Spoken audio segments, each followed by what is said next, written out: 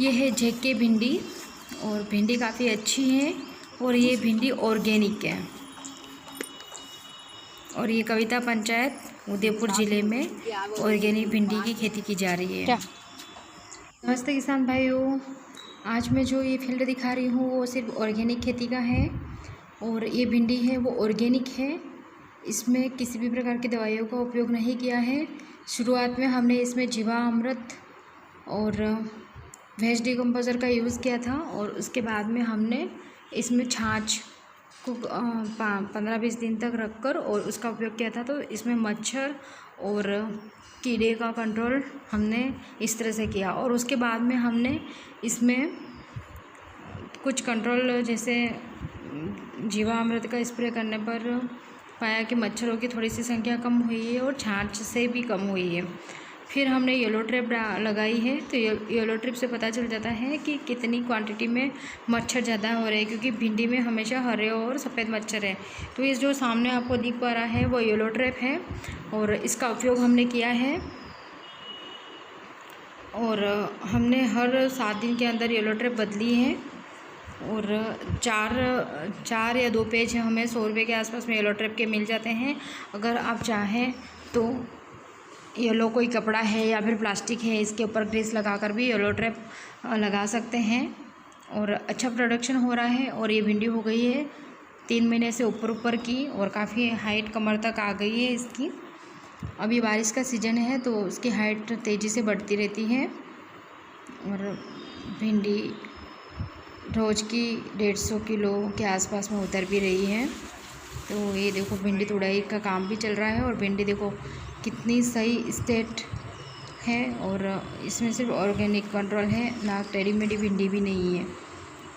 और मैं अच्छा, आप तोड़नी शुरू हुई है तो ये है येलो ट्रैप और इसमें देखो आप कितनी मात्रा में मच्छर लग रहे हैं। तो इस तरह से मच्छरों का कंट्रोल हो रहा है और हम जीवामृत और छाछ का स्प्रे करते हैं टाइम टू टाइम।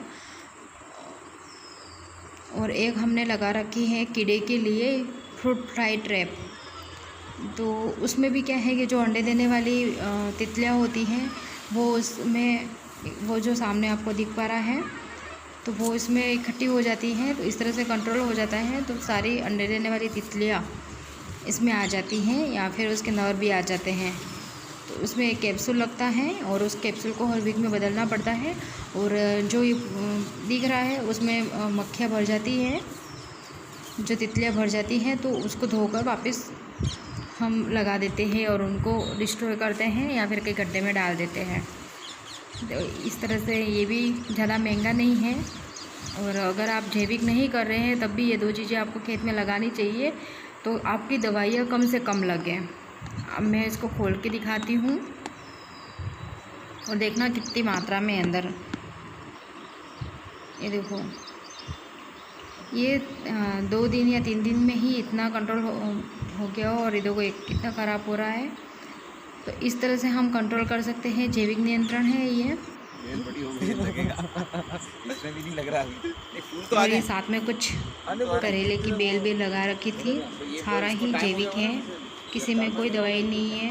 3-2.5 मिनट आप भी इस तरह से जैविक खेती करें और एक एग्जाम्पल बने कि हमने जैविक खेती करके नहीं किसान बेचारा वेट करता 2.5 महीने तक भी कुछ नहीं मिलता है। तो कम भी लिया है, लेकिन जैविक जब करते हैं तो आपको रेट पहले लगा के मैं खेती करूँ इसलिए।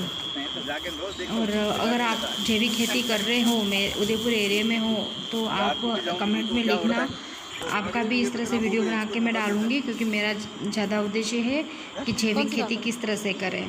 और आप बताना क्वेश्चन कि 1 बीघा में करेले का बीज कितना चाहिए, कमेंट